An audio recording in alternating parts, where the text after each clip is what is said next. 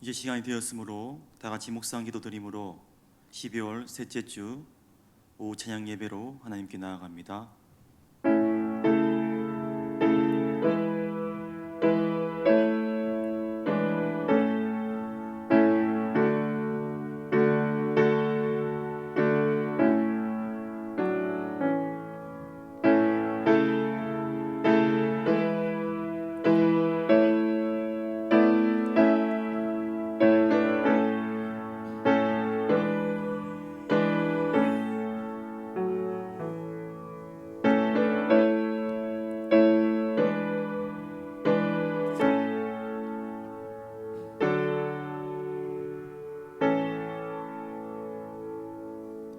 하나님 아버지, 참으로 감사를 드립니다.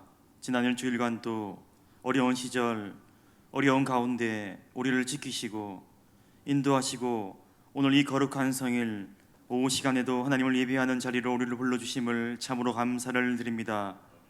이 시간 간절히 바라옵고 나옵기는 이 예배를 통하여서 주를 향한 그 사랑, 그 은혜를 다시 한번 기억하며 고백하며 나아갈 수 있는 귀한 시간 삼아 주시옵소서. 모든 예배의 순서를 통하여 주님 홀로 영광받아 주시옵소서. 감사드리며 예수님의 이름으로 간절히 기도드립니다. 아멘. 주님 가르쳐 주신 기도 드리겠습니다. 하늘에 계신 우리 아버지여, 이름이 거룩히 여김을 받으시오며 나라가 임하옵시며 뜻이 하늘에서 이루어진 것 같이 땅에서도 이루어지이다. 오늘 우리에게 일용할 양식을 주시옵고 우리가 우리에게 죄진 자를 사하여 준 것 같이 우리 죄를 사하여 주시옵고 우리를 시험에 들게 하지 마시옵고 다만 악에서 구하시옵소서. 나라와 권세와 영광이 아버지께 영원히 싸움나이다. 아멘. 찬송가 216장 찬송드리겠습니다.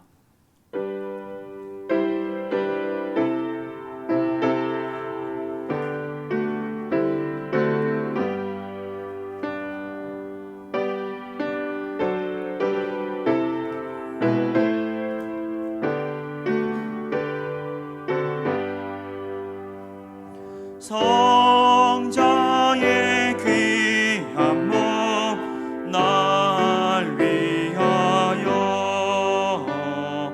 버리신 그 사랑 고마워라. 내 머리 숙여서 주님께 비는 말 주님께 바치리까. 지금도 날 위해 간구하심 이 옅은 믿음이 없나니. 주님의 참사랑 고맙고 놀라워 찬송과 기도를 쉬지 않네. 주님의 십자가 나도 지고 신실한 믿음과 마음으로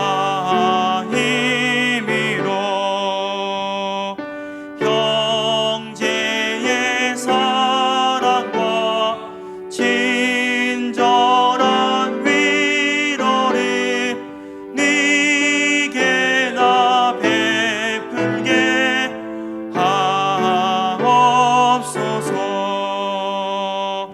망가진 은혜를 받았으니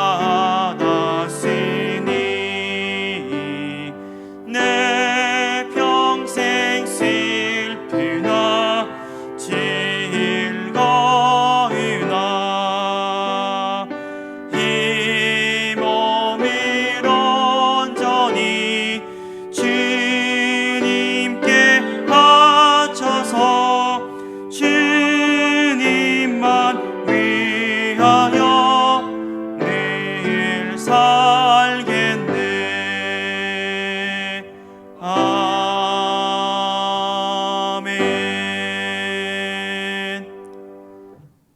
이 시간 예배를 위해서 노영복 집사님 기도하시겠습니다.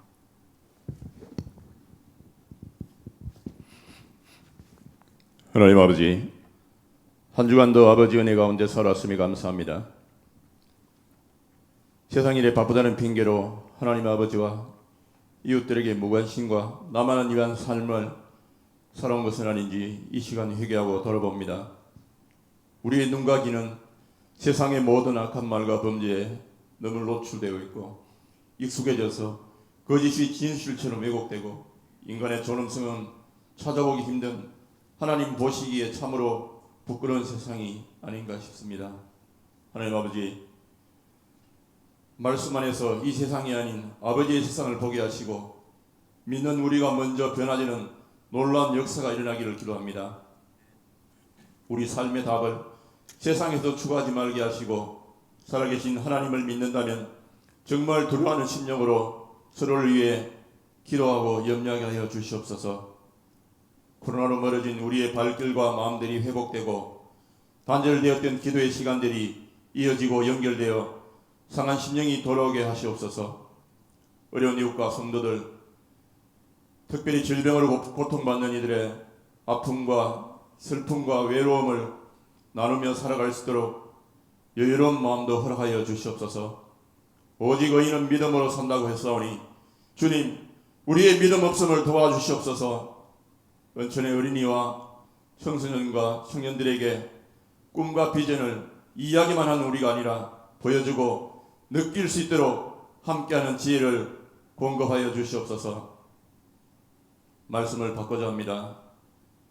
간절한 마음으로 받아 누리게 하시고 전하게 하시고 감사로 충만한 또 한 주를 살아가는 힘과 소망이 되게 하여 주시옵소서. 목사님과 부교육자들, 교회를 살피고 돌보기에 부족함이 없도록 영육간의 아버지의 따스한 손길이 늘 함께하여 주시옵소서. 우리의 구원을 위해 오셔서 죽으시고 또한 부활하신 예수님의 이름으로 간절히 기도드렸습니다. 아멘.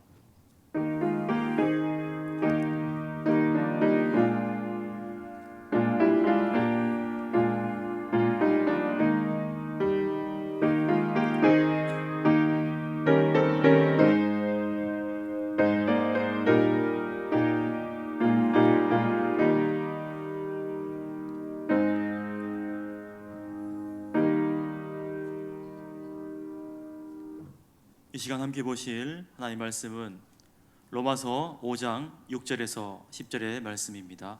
로마서 5장 6절에서 10절 말씀, 신약 245면에 있습니다.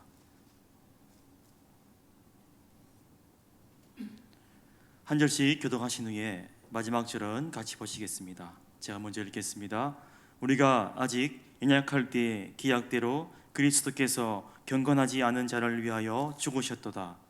의인을 위하여 죽는 자가 쉽지 않고 선인을 위하여 영광이 죽는 자가 복되니와.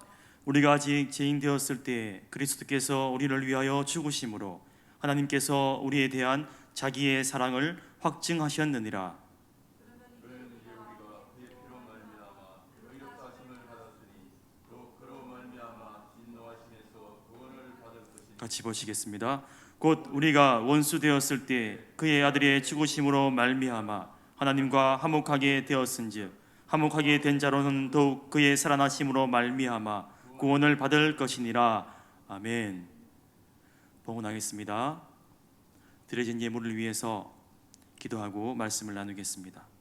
살아계신 하나님, 이 시간 주님께서 저에게 베풀어 주신 그 은혜 감사하여 빈손으로 나오지 아니하고 귀한 예물 주 앞에 드리게 하심을 감사드립니다. 바라옵기는 우리의 마음의 소원을 담아 감사의 제목을 담아 기도의 제목을 담아 드리는 이 예물을 주께서 친히 받아 주시옵소서. 이 예물이 쓰여지는 곳곳마다 주의 놀라운 복음의 역사가 나타나도록 복 내려 주시옵소서. 우리가 이제 주의 말씀을 듣고자 합니다. 다시 한번 바라옵기는 부족한 종의 입술을 붙들어 주시고 말씀을 전하는 자와 말씀을 받는 우리 모두가 두렵고 떨리는 겸손한 마음으로 주의 말씀 앞에 엎드리며 순종하며 말씀 앞에 결단한 역사가 일어나게 하여 주시옵소서. 감사드리며 예수님의 이름으로 간절히 기도드립니다. 아멘. 할렐루야. 이 시간에도 주시는 말씀을 통해서 은혜 받는 귀한 시간 되시기를 바랍니다. 여러분, 저는 항상 이맘때쯤이 되면 생각나는 일이 하나 있습니다. 요즘은 시대가 많이 변해서 특히 작년과 올해는 이 코로나 때문에 이제는 더 이상 쳐다보기가 힘든 풍경이 되었지만 한 20년 전쯤, 아니 한 10년 전쯤만 했어도 이때쯤이면 어떻습니까? 각 교회에서 성탄절 발표회 준비로 한참 바쁠 시간입니다. 제가 한 15년 전쯤에 영천의 한 작은 시골 교회에서 부임한 지 얼마 안 됐을 때의 일로 기억이 됩니다. 당시 섬기던 교회에 몇 안 되는 청년들과 대학생들을 중심으로 성탄 발표회 무대에 올릴 무언극을 준비하고 연습하고 있던 어느 날이었습니다.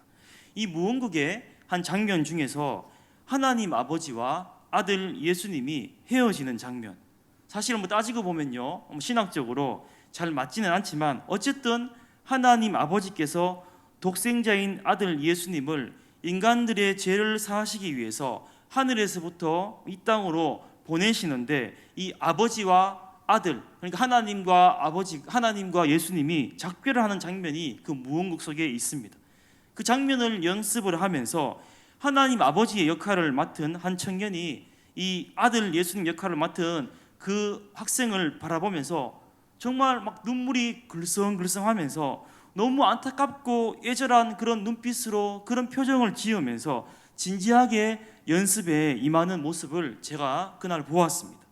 저는 그 장면을 보면서 정말인지 부모된 아버지가 아들인 자식을 생각하면서 아끼고 사랑하는 모습이 있다면 바로 저런 모습이 아닐까라는 생각을 잠시 해보았습니다. 그렇게 연습을 마치고 뒷정리를 하고 그 청년과 집으로 돌아가는 방향이 같아서 제가 차를 이렇게 태워주면서 당시 미혼이었던 저는 그 청년이 제가 지금 기억하기로는 저보다 한 2-3살 정도 많은 형님, 청년부 회장이었어요. 그래서 인사를 하면서 아직 저랑 같은 미혼 같은데 어쩜 그렇게 아빠 역할을 연기를 실감나게 잘할 수 있느냐, 그렇게 제가 물어보았습니다. 그러자 이 청년이 하는 이야기가 자기는 어렸을 때부터 아버지가 너무나도 가부장적이고 무뚝뚝하고 흔히 말하는 그 경상도의 전형적인 그 아버지 스타일 밑에서 자라서 아버지 웃는 모습 잘 못 봤고, 그런 모습 가운데서 이 중고등학교 시절에는 자기가 좀 애를 먹이면서 방황하면서 부모님 속을 썩이기도 하면서 특히 이 부모님 관계 안 좋았는데 아버지와의 관계가 너무너무 안 좋았다고 합니다. 아버지하고 입도 썩지 않고 말도 하지 않고 아버지 보고 아는 척도 하지 않고 그렇게 중고등학교 시절을 대부분을 보냈다고 그렇게 합니다. 시간이 흘러서 이 청년이 고등학교를 졸업하고 얼마 안 있어 군 입대를 하는 날이 되었다고 합니다. 이때 당일에 이제 기차역으로 가기 위해서 새벽에 일찍 일어나서 준비하고 동네 큰 길가에 있는 버스를 타기 위해서 어머니와 함께 집을 나섰는데 그날 아버지가 말없이 그 새벽에 자기 뒤를 그렇게 계속 따라오더란 겁니다. 그래서 이 청년은 그냥 인사 말로 아버지 날씨도 추운데 새벽인데 그만 들어가세요 이렇게 말을 하면서 그렇게 뒤를 딱 돌아봤는데 그때 아버지가 황급하게 아들을 보고 있다가 고개를 확 돌리더라던 겁니다. 그런데 그때 여러분 그 순간에 이 청년이 깜짝 놀랐는데 그 이유는 바로 아버지의 얼굴에서 흐르는 눈물을 보았다는 겁니다. 아버지는 아들에게 눈물을 보이기 싫어서 고개를 돌렸지만 청년은 그 순간에 본 거예요. 난생 처음 아버지의 눈물을 보았습니다. 평소에 그렇게 무뚝뚝하고 그렇게 강해 보이셨던 그 아버지가 그 아버지의 눈에서 눈물을 보았을 때 청년이 너무 큰 충격을 받았다고 그렇게 기억을 하더라고요. 그날 이 청년은요 버스를 타고 가면서 그때서야 비로소 아버지의 진심 어린 마음을 알게 되었고 마음속으로 입대하던 날 그날 처음으로 아버지와 화해를 했다고 합니다. 그러면서 지금은 아버지와 관계가 좋아졌고 오늘 무언국에 연기는 전도사님, 제가 군 입대하던 그날에 눈물 흘리시던 아버지의 모습을 회상하면서 나왔던 그 눈빛이고 표정이었다고 그렇게 제게 웃으면서 말을 해주었습니다. 여러분 어떻게 생각하십니까? 이렇게 이 세상의 자녀들이요, 자녀를 향한 부모님의 진짜 마음을 우리가 알 수 있다면요, 이해할 수 있다면요, 삐뚤어질 자녀가 있겠습니까? 겉으로 드러나는 거 말고 부모님의 마음속 깊은 곳에 그 사랑을 깨달을 수 있다면 우리가 청소년 시절에 반항하거나 문제를 일으키거나 속을 썩히는 자녀들은 아마 하나도 없을 것입니다. 그 사랑을 모르기 때문에 자녀들이 부모 마음을 속상하게 하고 그렇게 속을 끓는 것 같다, 그런 생각을 해보았습니다. 이 시간 잠깐 저희 집안의 이야기를 말씀을 드리자면요, 저는 부모님 슬아 2남 2녀, 제가 장남, 총 4남매가 있습니다. 오늘 서론이 좀 긴데요, 그렇다고 걱정하지 마시기 바랍니다. 미리 말씀을 드리지만 그만큼 본론과 결론은 짧습니다. 걱정하지 마시기 바랍니다. 다시 저희 집 이야기로 돌아와서, 그런데 이 네 자녀가, 특히 그 중에서도 지금 이 자리에 서서 말씀을 전하고 있는 저는 청소년 시절에 부모님의 마음을 마찬가지로 다른 친구들처럼 잘 헤아리지 못해서 부모님 속을 상하게 드린 적이 참 많이 있었습니다. 하지만 그랬던 저와 동생들이 지금은 아버지의 말씀이라면 꼼짝을 못합니다. 아버지와 관련된 일이라면 만사를 제쳐놓고 모입니다. 그것은 바로 아버지의 깊은 사랑을 알기 때문입니다. 사실 저희 아버지께서는 자식들에게 여는 부모님처럼 해주시지 못하셨습니다. 돌이켜보면 내 자녀가 모두 그 흔한 학원 한번 제대로 보내주신 적이 없고, 또 자식들에게 용돈을 제대로 두둑하게 주신 적도 없었습니다. 심지어 저와 동생들이 대학을 다닐 때 등록금을 제대로 내주신 적도 없었습니다. 그래서 우리 밑에 동생들 중에서는 원하는 대학에 합격을 하고도 그렇게 등록금이, 입학금이 없어가지고 집이 너무 어려워가지고 입학을 포기한 동생도 있습니다. 저 역시도 중학교 시절에요, 저희 아버지께서 뒤늦게 신학 공부를 시작을 하시고, 제가 아직도 기억이 나는데 그 90년대 초반에 아버지께서 사례비를 한 30만 원 정도 받으신 것 같아요. 그리고 받으시면서 저희 6 식구가 그렇게 그 돈을 가지고 먹고 살았습니다. 쌀이 떨어질 때도 있었고 너무나 힘든 시간들이 참 많이 있었고, 그때 참 아버지 원망을 많이 했던 것 같습니다. 그때부터 저는 제 스스로 그 학비를 벌기 위해서, 생활비를 벌기 위해서, 용돈을 벌기 위해서 한 중학교 때부터 온갖 아르바이트를 정말 다 했어요. 우리 성도님들이 보시면 목사님은 참 고생 하나도 안 하고 곱게 자란 것 같다, 그렇게 말씀을 하시는 성도님들이 간혹 가다 계시는데 고생을 참 많이 했습니다. 제가 생각을 해보면 정말 안 해본 아르바이트가 없어요. 뭐 주유소, 뭐 편의점, 신문 배달, 우유 배달, 뭐 식당 서빙, 출장 세차, 정말로 뭐 셀 수 없을 만큼 많은 아르바이트를 해봤습니다. 저를 포함한 이 4명의 자식들은 어떻게 보면 자식들의 그 꿈을 제대로 펼치지 못했습니다. 그런데도 지금은 저를 비롯한 그 누구 하나도 아버지를 원망하지 않습니다. 그것은 그럼에도 불구하고 감히 다 표현할 수 없는 아버지의 그 사랑을 그때는 몰랐지만 지금은 깨닫게 되었기 때문입니다. 시간 관계상 제가 구구절절 긴 사연들이라 다 말씀을 드릴 수 없지만 너무나 분명한 사실은 아버지의 자식들을 향한 그 은혜가 너무나 깊고 그 사랑이 너무나 깊고 아버지의 그 인내와 희생으로 자녀들이 제대로 자랄 수 있었고, 저같이 부족한 사람이 하나님의 종이 되어서 목사가 되어서 이렇게 아버지의 은혜 때문에 이 자리에 설 수 있음을 다시 한번 잘 알고 있기 때문입니다. 다시 말씀으로 돌아와서요, 여러분, 생명은 하나밖에 없기 때문에 다른 사람을 위해서 생명을 포기하는 일은 쉽지 않습니다.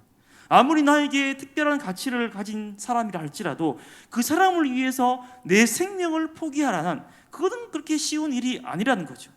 아무리 사랑하는 연인이 있다 할지라도 상대방을 살리기 위해서 자신의 심장을 내어줄 사람은 흔하지 않습니다. 그래서 사람들은 어떻습니까? 다른 사람을 위해서 자신을 희생하는 사람이 나타나면 그 사람을 영웅으로 만들고 추모하는 일을 하는 것입니다. 그런데 한번 보시기 바랍니다. 오늘 우리가 읽은 본문에서 사도 바울은 하나님께서 사람들의 생각을 뛰어넘는 사랑을 행하셨음을 말씀하고 있습니다. 죄송합니다. 그것은 바로 모든 인류를 향한 사랑, 좁게 말하면 우리를 향한, 아니 나를 향한 하나님의 사랑을 말씀해주고 있는 것입니다. 오늘 본문 6절과 8절 그리고 10절에서는 하나님의 사랑을 받은 우리가 그 전에 어떠한 상태로 있었는가를 잘 설명해주고 있습니다. 오늘 본문 6절의 말씀 우리 화면을 보시면서 다시 한번 다 같이 읽어보도록 하겠습니다. 6절의 말씀 화면 부탁드리겠습니다. 시작. 우리가 아직 연약할 때 기약대로 그리스도께서 경건하지 않은 자를 위하여 죽으셨도다. 아멘. 여기서 특별히 이 말씀 중에서 기억할 것은 우리가 어떻게 해요? 연약한 존재로 있었다는 겁니다. 여기서 연약하다는 것은 그냥 단순하게 약하다 그런 뜻이 아닙니다. 온 뜻이 뭔가 하면 아무것도 할 수 없는 무기력한 상태를 가리키는 말입니다. 그래서 마치 물에 빠져서 대책 없이 급류에 휩쓸려가는 사람처럼 자신의 생명을 구하기 위해서는 아무런 힘을 쓸 수 없는 그런 상태에 있는 사람을 말하는 것입니다. 다시 말해 아담이 타락한 이후로 우리는 하나님이 원하시는 일들을 행할 능력이 없다는 거죠. 악을 대항하기에 무력한 상태로 그렇게 살아가고 있었음을 말해주는 말씀입니다. 우리는 마치 브레이크가 고장난 기차가 레일을 벗어나서 벼랑을 향해서 속도를 높이면서 무서운 속도로 가고 있지만 전혀 손을 쓸 수 없는 전전긍긍하는 상태와 같은 그 상태로 있다는 말씀입니다. 그렇습니다. 우리가 생각해 보시기 바랍니다.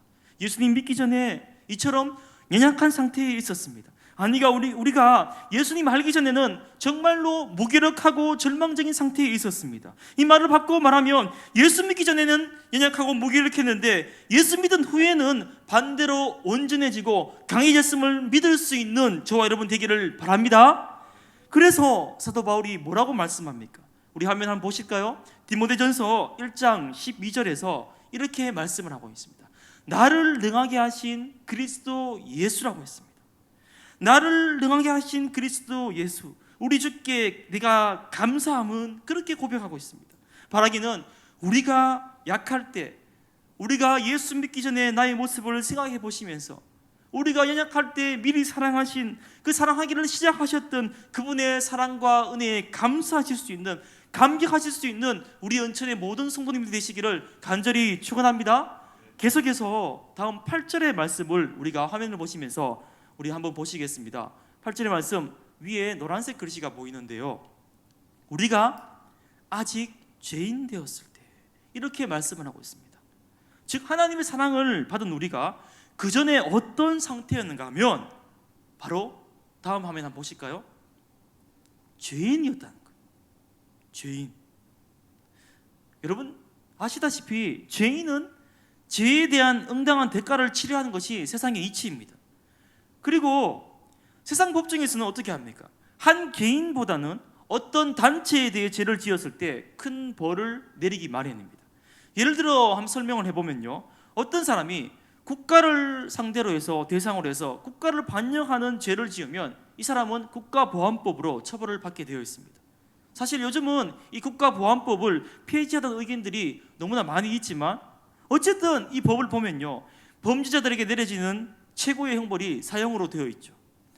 혹시 3년이나 5년 정도 감옥살이를 한다 할지라도 국가보안법을 어기고 그 다음에 이제 죄로 인해서 출소를 난 다음에도 정상적인 사회생활을 하기가 힘듭니다.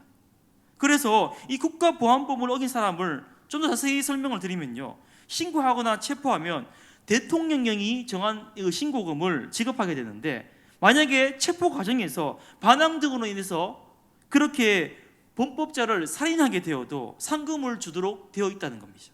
이것은 국가에 대한 죄가 얼마나 큰지를 단적으로 보여주는 예라, 이렇게 말씀을 드릴 수 있습니다. 그런데 제가 왜 이런 말씀을 드립니까? 다시 한번 우리가 잘 보시기 바랍니다. 오늘 본문에서 성경은 우리를 뭐라고 표현하고 있는가 하면 방금 앞서 말씀을 드렸듯이 죄인이라고 말하고 있습니다. 그리고 이 죄는 단순한 죄가 아니라 하나님께 죄를 지었다는데 심각한 문제가 있다는 거죠. 다시 말해 이 세상 그 무엇과도 비교할 수 없는 전능하신 하나님을 상대로 죄를 우리가 지었기 때문에 도저히 헤어나올 방법이 없다는 겁니다. 이 말씀을 바꾸고 말하면요, 하나님께서 우리에게 어떠한 형벌을 내리시든지 우리가 변명할 수 없고 너무 과하게 벌을 내리셨다고 어떠한 항변을 할 수 없다, 그런 이야기입니다.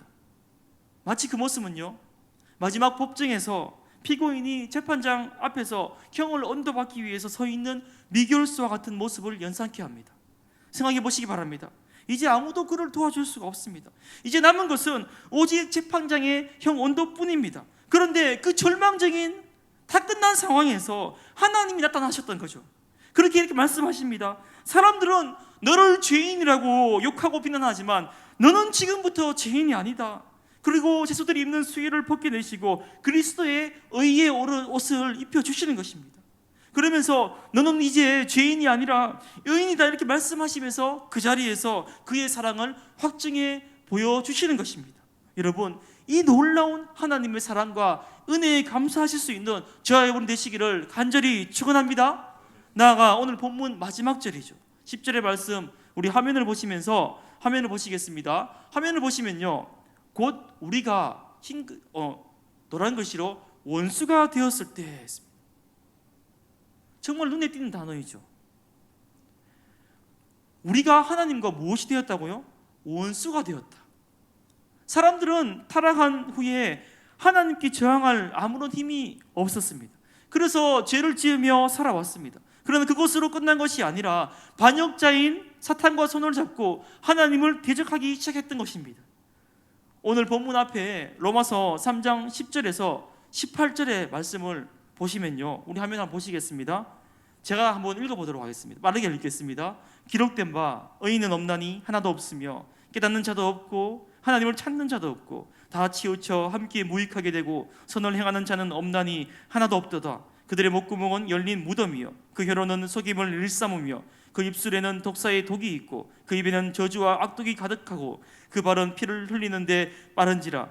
파멸과 고생이 그 길에 있어 평강의 길을 알지 못하였고 그들의 눈앞에 하나님을 두려워함이 없느니라 함과 같으니라. 아멘. 이처럼 사람들은 이 세상을 살아가면서 하나님을 찾지도 않았고 할 수만 있으면 다른 이들과 그렇게 어렵게 만들고 또 많은 사람들을 파멸의 길로 이끌기 위해서 힘쓰는 삶을 살았다는 겁니다. 무수한 죄를 지으면서도 하나님을 두려워하지 않고 그렇게 자신을 내세우며 삶을 살았다는 거죠. 그들은 그들의 지체를 불의한 병기로 사용하고 있었습니다. 사탄에게 저항조차 할 수 없는 무력한 존재가 되어버린 그 사람들, 하는 일마다 하나님의 마음을 아프게 해드리고 죄만 짓고 살아가는 그 사람들, 사탄의 종이 되어서 생명을 준 하나님을 대적하는 그 사람들, 이것이 바로 아담의 타락 이후로 사람들이 걸어온 길이었고 저와 여러분 우리 모두가 걸어온 길이었습니다. 그런데 어떻습니까? 오늘 본문 8절 우리 다시 한번 보시겠습니다. 우리 본문 8절에 보시면 사도 바울은 그런 우리를 향해서 너무나 놀라운 이 말씀을 던지고 있지 않습니까? 우리가 아직 죄인 되었을 때 그리스도께서 우리를 위하여 죽으심으로 하나님께서 우리에게 대한 자기의 사랑을 확증하셨느니라. 아멘. 그렇습니다. 이 말씀은 하나님께서 우리를 향한 당신의 사랑을 확증하셨다, 나타내셨다, 이런 말씀입니다. 그런데 더욱 놀라운 사실이 무엇입니까? 그때가 언제라고요? 우리가 아직 죄인의 모습으로 살아가면서 하나님과 원수로 있을 때, 그때 하나님께서 우리를 얼마나 사랑하시는지 확실하게 보여주셨다는 겁니다. 어떻게 보여주셨습니까? 그것은 바로 하나님께서 그토록 사랑하시는 독생자 예수 그리스도를 우리를 위하여 십자가에 죽게 하심으로 그렇게 그 사랑을 확증해 보여주셨다는 사실입니다.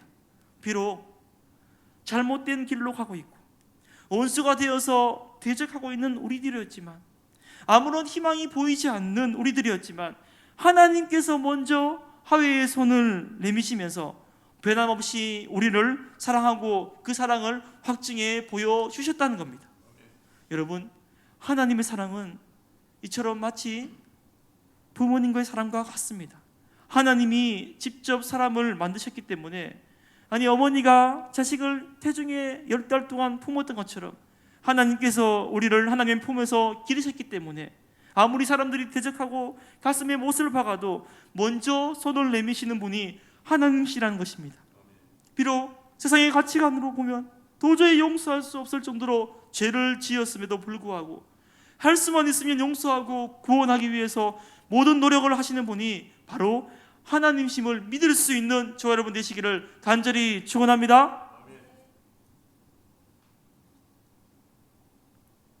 생각해보면 벌써 20년이 지난 일입니다. 제가 척사일지 교회에서 은퇴를 1년이 채 남기지 않으셨던 연로하신 담임 목사님을 따라서 말기 암 환자 한 분의 임종 예배를 드린 적이 있었습니다. 저에게는 처음으로 경험했던 잊지 못할 그런 시간이었습니다. 그 환자분은 장로님 권사님의 아들이었습니다. 폐암 말기로 그날을 넘기기 어렵다는 그런 이야기를 듣고 그날 아침에 임종 예배를 드리기 위해서 병원으로 갔습니다. 병원에 도착해서 담임 목사님을 따라 호스피스 병동으로 들어갔습니다. 호스피스 병동에 가보신 분들이 있는지 모르겠는데 저는 정말 깜짝 놀랐습니다. 그 폐암 말기 환자가 뿜어내는 그 채취, 그 냄새가 정말로 대단했습니다. 저는 사실 숨을 쉬기조차 힘들었습니다. 당시 예배를 인도하시는 목사님께서도 은퇴를 앞둔 연로하신 분이셔서 많이 힘든 표정으로 숨을 가쁘게 몰아쉬는 그분의 손을 꼭 잡고 임종 예배를 인도하셨습니다. 근데 여러분, 참 놀라운 게 하나 있었습니다. 그런 상황에서도 그분의 어머니인 권사님은 그런 상황에서도 전혀 미동도 하지 않으셨습니다. 그저 숨을 가쁘게 몰아쉬는 그 아들이 안쓰러워가지고 어쩔 줄 모르고 그 죽어가는 아들을 위해서 아무것도 해주지 못해서 안타까워하셨습니다. 그리고 생명을 바꿀 수 있다면 그렇게 하고 싶다고 말씀하셨습니다. 그렇습니다. 이것이 자식을 향한 부모의 마음입니다. 사실 저는 이 이야기를 오늘 본문의 이 설교를 제가 미혼일 때 여러 번 한 적이 있습니다. 그리고 우리 교회에 와서도 작년인가 금요 기도회 때 이 설교를 전한 적이 있습니다. 그런데 지금 돌이켜보면 제가 미혼일 때 그 말씀을 전할 때 정말로 제대로 몰랐구나라는 생각을 참 많이 합니다. 즉 자식을 향한 부모의 마음 정말 제대로 알지 못했다는 겁니다. 책으로 봐서 머리로는 이론적으로는 지식적으로는 알았지만 정말로 제대로 몰랐다는 겁니다. 제가 결혼을 하고 자녀를 놓고 아버지가 되어 보니까 이제는 조금이나마 그 심정을, 부모의 심정을 알 것 같습니다. 여러분 그렇지 않습니까? 만약에 내 자식이 죽어가는 사람을 위해서 신장을 기증한다고 한다면 여러분 어떻게 하시겠습니까? 간이나 골수를 기증한다고 하면 어떻게 하시겠습니까? 아마도 결사 반대할 것입니다. 지금 말씀을 전하고 있는 저에게 하나밖에 없는 저희 아들, 우리 아들 유신이가 만약 그런 일이 생긴다면 저는 받아들이기가 힘들 것 같습니다. 그 이유는 굳이 말하지 않아도 여러분 더 잘 아시지 않습니까? 자식이 잘못되거나 건강을 잃을 수 있다는 걱정이 앞서기 때문입니다. 그것도 반대할 텐데 만약에 내 자녀가 다른 사람을 살리기 위해서 자신의 심장을 내어주겠다고 하면 여러분 어느 부모가 허락하겠습니까? 100% 반대할 것입니다. 아니면 자식이 엄한 짓 할까 봐 집에 가둬둘 것입니다. 이유는 말할 필요가 없죠. 어떻게 그렇게 귀한 자식을 죽게 할 수가 있겠습니까? 부모에게 있어 자식은 자신의 생명만큼 귀한 존재입니다. 병든 자녀를 위해서 우리가 주위를 보시면요, 집도 팔고 땅도 팔고 가진 것 다 팔아서 그렇게 자녀의 병을 고치기 위해서 노력하는 부모님들을 많이 보았습니다. 자녀가 그만큼 귀하다는 겁니다. 제가 이 시간 이 말씀을 전하면서 왜 이런 말씀을 여러분들이 드리는 것입니까? 마찬가지라는 겁니다. 우리 하나님 아버지도 감정이 있으신 분이십니다. 하나님 아버지 앞에 하나밖에 없는 독생자 아들 예수님은 너무나도 귀한 존재이고 사랑하는 존재입니다. 그리고 그 예수님은 그 예수님의 생명은 이 세상 모든 것을 합친 것과 비교할 수가 없다는 거죠. 그런데 그 생명을, 하나뿐인 그 생명을 죄인된 사람들을 위해서, 하나님과 원수된 사람들을 위해서 내어주신 것입니다. 쓸모있고 가치 있는 존재가 아니었습니다. 걷길로 빠져서 쓸모없는 존재가 되어버린 사람들을 살리기 위해서, 철천지 원수가 되어버린 그 사람들을 구원하기 위해서 하나밖에 없는 독생자의 생명을 끊으신 것입니다. 여러분, 하나님은 하나밖에 없는 그 아들이 십자가에서 고통당하는 모습을 차마 지켜볼 수가 없어서 태양도 빛을 잃고 하나님 아버지의 아픔의 몸부림이 얼마나 컸던지 그 땅에 지진이 일어나 땅이 갈라지게 되었던 것을 우리가 잘 알고 있지 않습니까?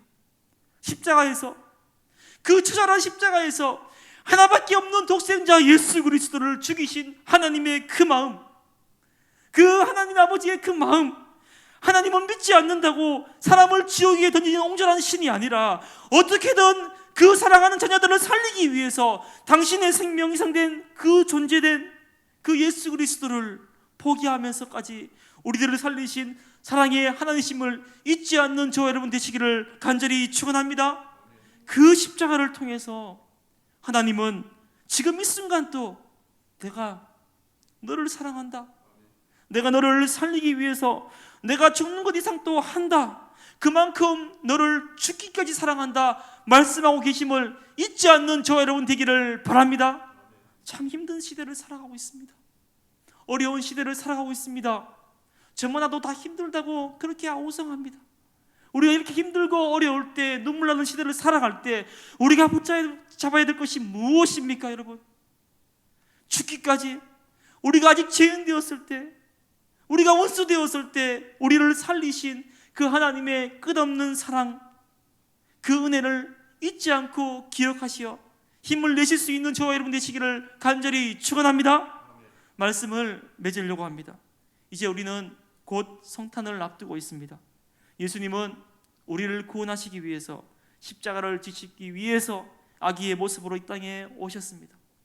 세상에 많은 사람들은 이 성탄의 참 의미를 모른 채 그렇게 즐거워하고 기뻐하고 성탄의 시절을 그렇게 즐기지만 우리 믿는 자들은 이 성탄을 그렇게 보내서는 안 될 것입니다.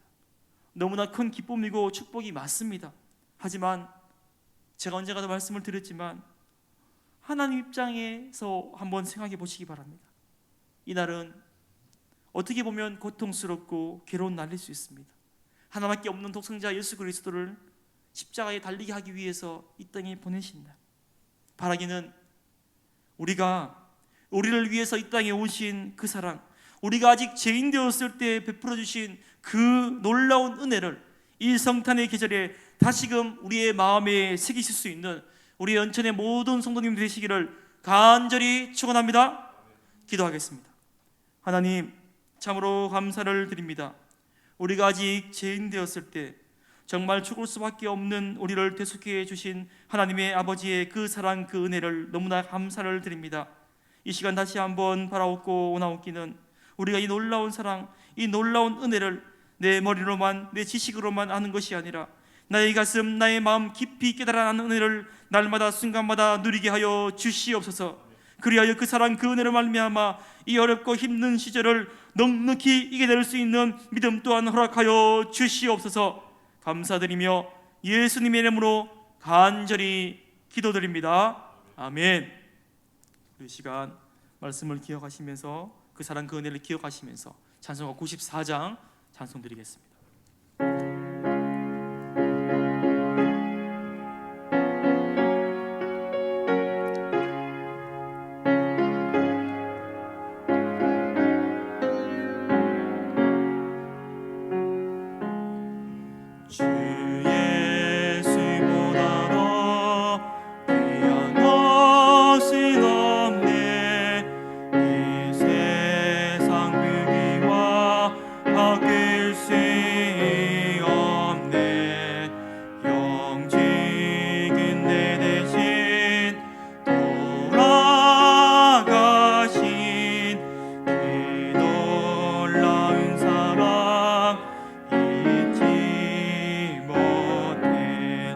세상 즐거움 다 버리고 세상 자랑감 버렸네.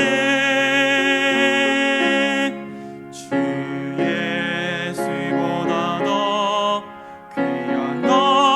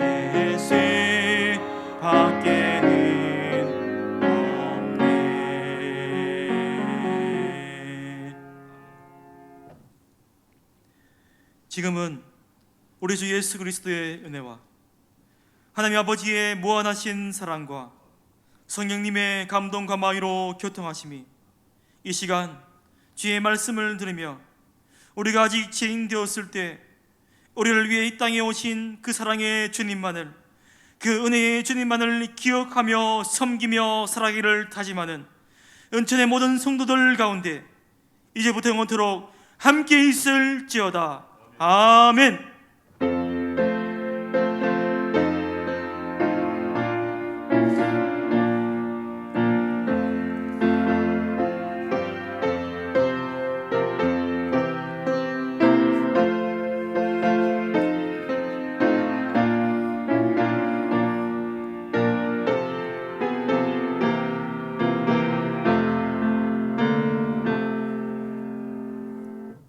감사합니다. 교회 소식 전하겠습니다. 먼저 금주에 암송할 말씀 우리 읽으며 암송하겠습니다. 그리스도인의 성화, 고린도서 7장 1절 말씀. 그런즉 사랑하는 자들아, 이 약속을 가진 우리는 하나님을 두려워하는 가운데서 거룩함을 온전히 이루어 육과 영의 온갖 더러운 것에서 자신을 깨끗하게 하자. 고린도후서 7장 1절 말씀. 아멘. 모임입니다. 이제 아시는 바와 같이 바이러스 감염증 상황전의 예배 시간대로 돌아왔습니다. 1부 오전 9시, 2부 오전 11시에 나누어 드립니다. 오후 찬양 예배는 당분간 영상 예배로 오후 3시에 드립니다. 성탄 축하 예배가 돌아오는 토요일 1부 9시, 2부 11시 그렇게 주일 오전 예배 같이 1, 2부로 나누어 드립니다. 참조하시기 바랍니다. 예결산 이혼회 12월 25일 토요일 오후 2시에 있겠습니다. 12월 24일 네 번째 금요일은 목장 모임이 있습니다. 줌과 전야를 사용하여서 모임을 가져주시기 바랍니다. 알림입니다. 2022년 겨울 신앙학교 모집이 있습니다. 기강일은 2022년 내년 1월 2일 주일입니다. 수강 신청서를 우리 적으셔서 제출해 주시기 바랍니다. 다음 주일 12월 26일까지 사무실 또는 본당 입구 수거함으로 내어주시면 감사하겠습니다. 주간 성경 공부 마감이 오늘까지 있습니다. 제출 바랍니다. 시상은 다음 주일 12월 26일에 있겠습니다. 예고입니다. 직원 임명 및 은퇴 감사 예배 다음 주일 12월 26일 2부 예배 때 있겠습니다. 마찬가지로 예결산 공동회의 다음 주일 12월 26일 2부 예배 후에 있겠습니다. 선구 영신 예배 12월 31일 금요일 오후 11시 본당에서 있겠습니다. 그리고 이날 그다음 1월 1일 토요일 추하로 새벽 기도회는 선구 영신 예배로 대신합니다. 신년 특별 새벽 기도회가 내년 1월 3일 월요일부터 1월 9일 주일까지 본당에서 있겠습니다. 기도로 준비해 주시기 바랍니다. 표 제창하시겠습니다. 목적에 충실한 교회 되게 하소서. 예배의 기쁨과 영광이 충만한 교회가 되게 하소서. 예배의 기쁨과 영광이 충만한 교회가 되게 하소서. 성도 간의 교제의 가치를 붙드는 교회가 되게 하소서. 성도 간의 교제의 가치를 붙드는 교회가 되게 하소서. 배송 주만 바라볼지라 찬송드리겠습니다.